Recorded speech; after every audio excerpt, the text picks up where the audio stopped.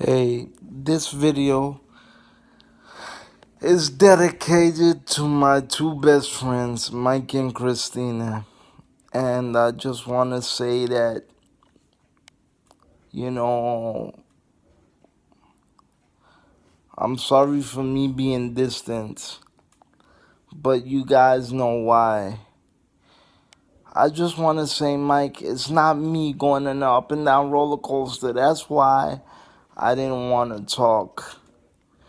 But I just want to say that it made me so proud to the point of crying that you guys cared enough to be stubborn to break through the wall. And I'm really surprised at Christina because you haven't known me as long and you still fight to see me. And I'm glad that even though, Mike, you didn't want to admit it to me, but I know that you love me and you miss me, and it means a lot to me.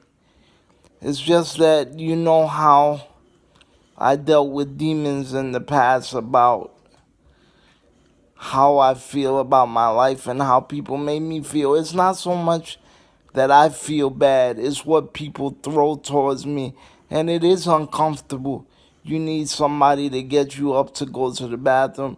If somebody doesn't feel like taking you for fresh air outside, your whole social life and every being revolves on this one person. And the young kids, I'm not saying the young kid you met, but I had a couple young kids work with me. They tell me that Americans are stupid, that they don't apply themselves, helps that da da da da da. A lot of them tell me, oh, they don't pay me enough to help clean you and stuff like that.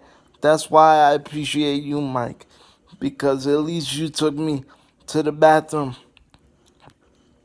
and nobody's ever done that for me as far as friends, except for my friend Hassani, um, which I know who's also on my side. It's just he has problems with his job and traveling, and he doesn't really have a car. But you and Hassani is like, and Christina is like my go-to people. But I had to hide because I was embarrassing myself, because even kids that are younger than me get married and having kids, and it's like, what do I show for it? And then even if people ask me why don't I have this and I don't have that, and they'll outright tell me, oh, it's because of your condition, it's because of your chair. I spent very early years of my life, through elementary to junior high and even high school, being how can I put this, um not really being a person, but just being a cause. I don't want to be a cause anymore. I don't want nobody to look at me and go, poor Christopher. I don't want on that. I didn't do it. I didn't sign up for this. I didn't put myself in the damn chair, in the goddamn chair. I didn't put myself in it, but I don't want to suffer anymore. Even for a girl's kiss or to go across the street, I'm sorry. Even for sex, I'm suffering for it. I miss Erica for one reason, because that particular person,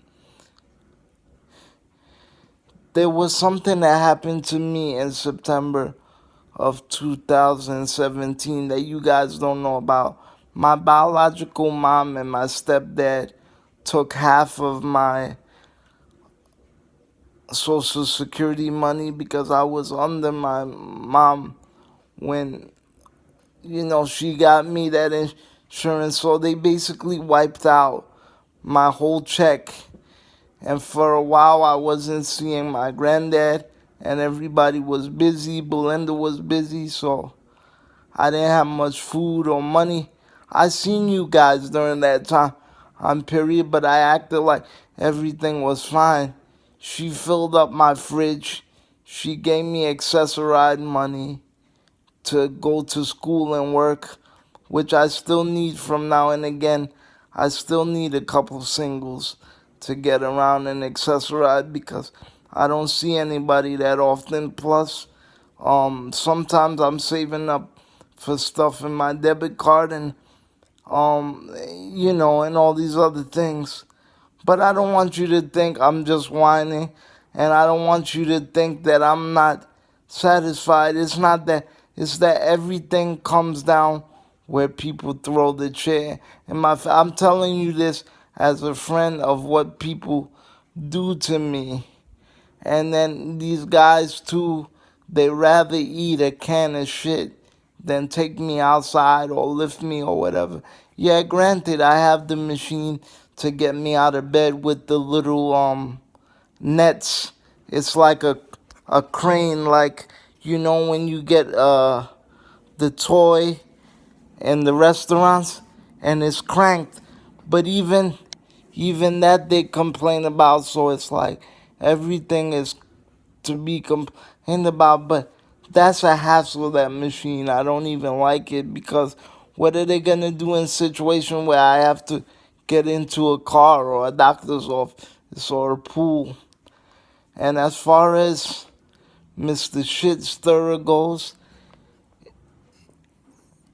he knows what happened between me and her. He knows that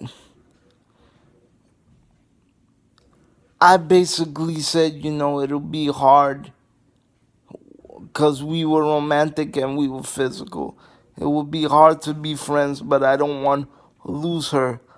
But as soon as her friend moved in next door to 40, I live in 4027. She lives in 4057. And that girl made my life miserable. And everybody talks about the presents. But it wasn't a boyfriend type of thing giving presents. It was a friend giving another friend a present. And I even gave her fake ass friend a stuffed animal for Christmas. And she still made my life miserable. But Mr. Shit Stirrer would still kiss their butts and showed up in their party and take their booze. I said, bro, are you that desperate for booze? I could have bought you booze. I just didn't feel like anybody had my back. And as far as the other one goes that you thought was hitting on Christina, V, she made my life a living hell. I was never good enough. I was never good looking, and I was never good enough to have sexual intercourse. And she made me feel so ugly. But as far as Erica goes, I, I'm, you know, that, but before her friends got involved and everything was cool, man. I was happy, but it makes me sad sometimes because I think that Mike, even though I'm older than you, you look at me as a younger brother and you don't think that I know how I feel. And it hurts because don't you want me to be loved by somebody? Look, my mom left me. I didn't meet friends till a late age in my late 20s practically, and you guys.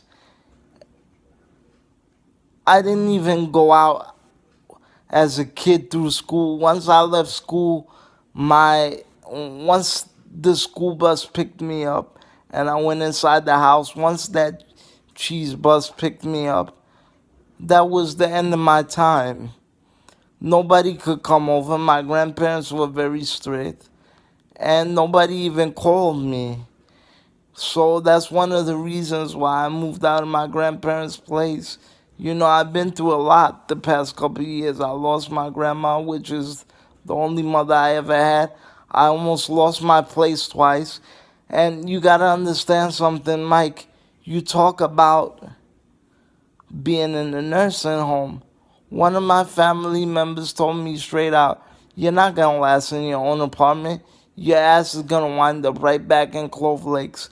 Do you know how that made me feel? When I was playing sports when I was in high school, He said I did it because I was jealous of my brother, that I'm jealous of him because he can't walk and I could walk. Even, you don't say things like that. And then he told me when Viv broke up with me, which we didn't do anything anyway, he said that no girl's gonna want me. Face it, you're not gonna get Alyssa Milano. They want a guy with money and a car, and you're none of that. That's one of my aunt's husband. That's Ralph. That's my Aunt Joanne's husband. He known me since I was 3 years old, Mike. I never done anything counterproductive. Proud for this man. My stepfather and my mom too. I feel like a loser. You know what I mean? Like, I feel like I'm living life through other people, and I just want to live it for myself. But I always was close with girls. I always had a connection with girls. I love women. I'm a guy. My thing gets hard just like yours every morning. I want to be kissed. I want to be held. I want to laugh with somebody. I want to enjoy. Please, guys, don't think I'm being the bad guy. And please, just as much as I wanted to walk all my life, I wanted to meet a girl that's nothing like me, no disability, none whatsoever. I wanted that much acceptance. It's like there's two different worlds. There's us versus them. There's disabled and sickly and crippled versus the so-called normal people. I want to be accepted by society as a whole, all walks of life, all people.